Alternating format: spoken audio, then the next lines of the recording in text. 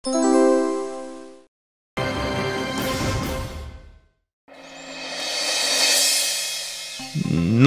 যা বুঝছি গড় মিল ভালোই আছে। হ্যাঁ মহারাজ, আর শুধু একটা জায়গায় নয়, একাধিক জায়গায় গরমিল আছে। কিন্তু কিছু তো করতে হবে। আপনি কি কিছু উপায় ভেবেছেন? ভাবছিলাম যে একজন সৎ হিসেব রক্ষক নিয়োগ করলে কেমন হয়, যে ঠিকঠাক সব অর্থের হিসেব রাখবে। ভালোই ভেবেছেন মহারাজ, কিন্তু হিসেব রক্ষক পেয়ে গেলেও সে যে সৎ হবে সেটা বুঝবেন কি করে? সবই যদি আমাকে ভাবতে হয় তাহলে তুমি মন্ত্রী হয়ে আছো কি করতে, সেটা তুমি ভেবে উপায় বার করো। আগে মহারাজ।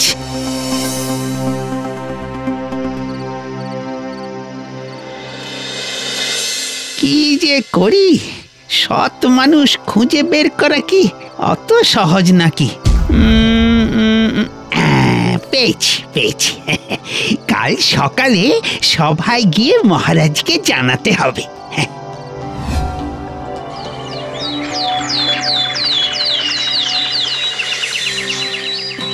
প্রণাম মহারাজ। বলো মন্ত্রী। আপনার কথা মতো সৎ হিসেব রক্ষক খুঁজে বের করার উপায় আমি ভেবে ফেলেছি। বাহ, চমৎকার। শুনি কি ভেবেছো। ক্ষমা করবেন মহারাজ, আমি সেটা এখনই আপনাকে বলতে পারবো না। বেশ বেশ, তোমার ওপর ভরসা আছে মন্ত্রী, কিন্তু এখন কি করণীয়? আপনি অনুমতি দিলে রাজ্যে এই নিয়োগের ঘোষণা শুরু করা হবে। ঠিক আছে, অনুমতি দিলাম। ধন্যবাদ মহারাজ, ধন্যবাদ।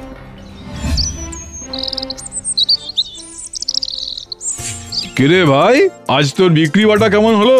সব কুমড়ো বিক্রি হয়ে গেছে দাদা। আজ বাজারে ভালো খদ্দের ছিল। তোর কেমন হলো দাদা? আমার সব বিক্রি হয়নি, কিন্তু এইটা নিশ্চিত যে তুই যা আয় করেছিস আমিও তার সমান আয় করেছি। মানে কিভাবে?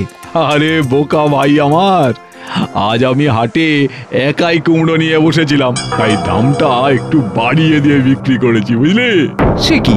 কিন্তু এটা তো অন্যায় দাদা। আরে দূর, সব সময় অত ন্যায় দেখলে চলে নাকি? মাঝে মধ্যে সুযোগের সদ্ব্যবহারও করতে হয়।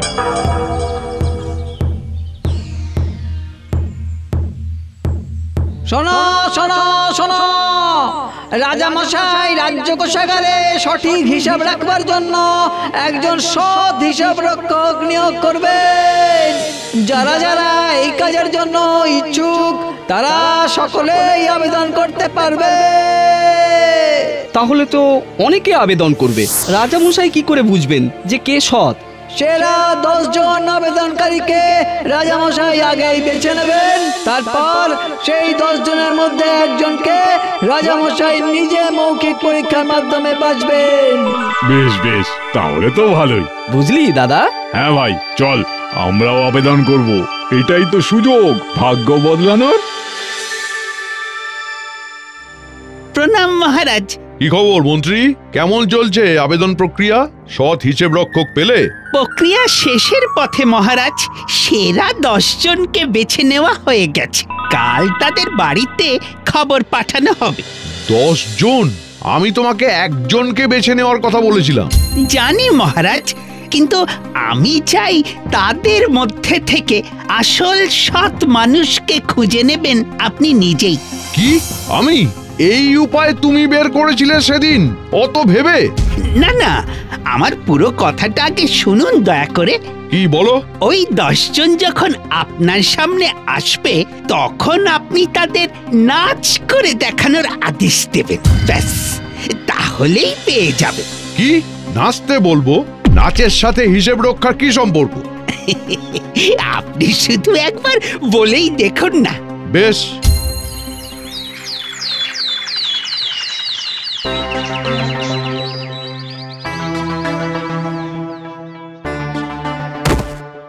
এটা কি রে দাদা? আলুর বস্তা। হারান্দার আড়তে রাখার জায়গা নেই, তাই কয়েকদিনের জন্য রাখতে দিয়েছে। ও আচ্ছা। ভাই যা তো, চট করে আমাদের ঘরের সবজির ঝুড়িটা নিয়ে আয় তো। কিন্তু কি করবি এটা দিয়ে? কি আর করব, কয়েকটা আলু সরিয়ে রাখবো। না না দাদা, এমন করিস না। তো কি হয়েছে, কয়েকটা আলু সরালে কোনো ক্ষতি হয় না, বুঝতেও পারবে না। কিন্তু এত বিশ্বাস করে রাখতে দিয়েছে। ওহ বিলু, তোকে বলেছি না, সময়ের সুযোগ নেওয়াটা খারাপ নয়। আর আমি বলে নয়, অন্য কেউ হলেও তাই করতো। নীলু বিলু, বাড়ি আসো নাকি? হ্যাঁ বলুন, আমি নীলু, আর আমার ভাই বিলু। বেশ, কাল সকালে তোমরা দুজনে রাজদরবারে চলে এসো। হিসেব রক্ষক নিয়োগের জন্য মহারাজ নিজে তোমাদের মৌখিক পরীক্ষা নেবেন। তাই নাকি? অবশ্যই যাব, ধন্যবাদ। পরীক্ষায় কি জিজ্ঞাসা করবেন বলতো দাদা? কে জানে, গিয়েই বোঝা যাবে। তবে মনে হয় নিশ্চয়ই হিসেব সংক্রান্ত কিছুই জিজ্ঞাসা করবেন। তাহলে বরং আজ একটু প্রস্তুতি নিয়ে নেওয়া যাক।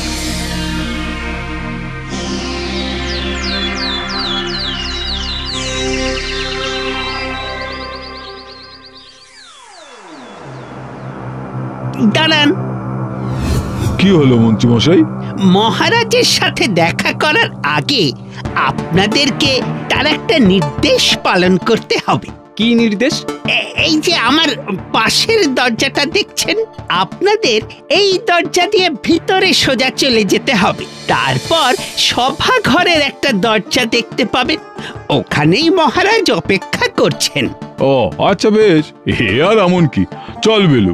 না না না না, একসাথে যাওয়া যাবে না, একজন একজন করে যেতে হবে। ওমা, এমন কেন? একজন হিসেব রক্ষকের পদ আছে, কাজেই এখানে সকলেই একে অপরের প্রতিযোগী।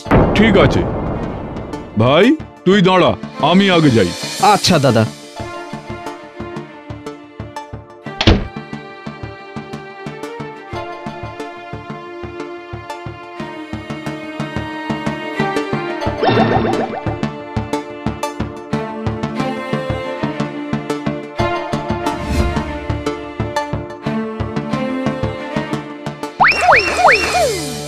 আজকের পরীক্ষার মাধ্যমে চূড়ান্ত পর্যায়ে যে ফলাফল আসবে সেই অনুসারে আমি আমার রাজ্যের হিসেব রক্ষককে বেছে নেব।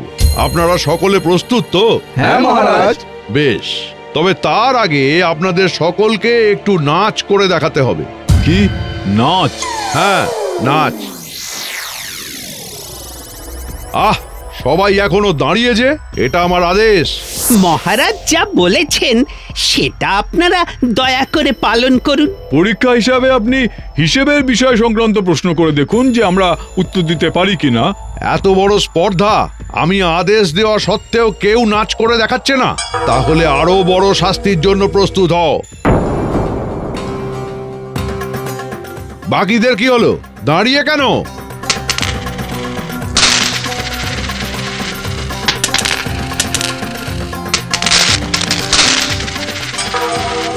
এ কি? এ তো রাজকোষের মোহর। কোথা থেকে এলো? এই এই সবাই নাচ থামাও, নাচ থামাও। মহারাজ, আপনার সৎ হিসেব রক্ষক পেয়ে গেছি। সে কি? কে? কিভাবে? ওই যে ছেলেটি বিলু, যে সবার আগে নাচ শুরু করেছে, ওই সৎ মানুষ। কারণ ওর কাছ থেকে কোনো মোহর পাওয়া যায়নি।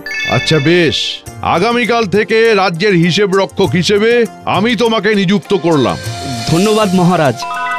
আর বাকিদের চুরির দায়ে বন্দি করা হবে।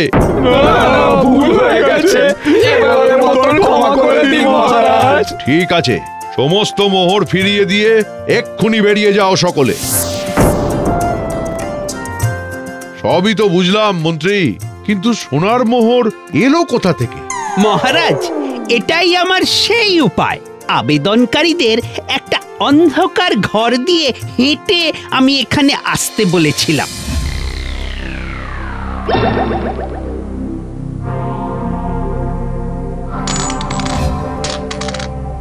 সে কি? কেন?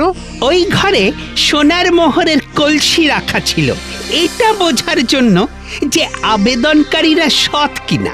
যে মানুষ লোভের ফাঁদে না পড়ে এড়িয়ে গিয়ে সোজা বেরিয়ে আসতে পারবে, সেই যথোপযুক্ত সৎ হবে। অতি উত্তম, অতি উত্তম। সাধু সাধু, সত্যি তোমার বুদ্ধির জবাব নেই। এই জন্য নাচ করে দেখানোর কথা বলেছিলে। ধন্যবাদ মহারাজ। হ্যাঁ, যারা মোহর চুরি করে লুকিয়ে রাখবে তারা ধরা পড়ার ভয়ে কেউ নাচ করতে চাইবে না, আবার করে দেখালেও মোহর ঝরে পড়বে। মানে যাকে বলে জলে কুমির ডাঙায় বাঘের মতো অবস্থা। চমৎকার মন্ত্রী, চমৎকার, একেবারে হিসেবের নাচ। এখানে যত মোহর রেখে গেছে পুরস্কার স্বরূপ সব তোমায় দিলাম। আপনার জয় হোক, অনেক অনেক ধন্যবাদ। দেখলি দাদা, তুই কেবল বলতিস না সুযোগ এলে তার থেকে সুযোগ নেওয়ার কথা, কিন্তু সব ক্ষেত্রে তা হয় না। হ্যাঁ রে ভাই, আমি আমার ভুল বুঝতে পেরেছি। সৎভাবে পরিশ্রম করলে সাফল্য আসবেই। আমিও কাল থেকে পরিশ্রম করেই উপার্জন করব, বুঝলি? অল্প সময়ে লাভ করার নেশায় আর ছুটবো না। একদম ঠিক, পরিশ্রমী সাফল্যের মাপকাঠি।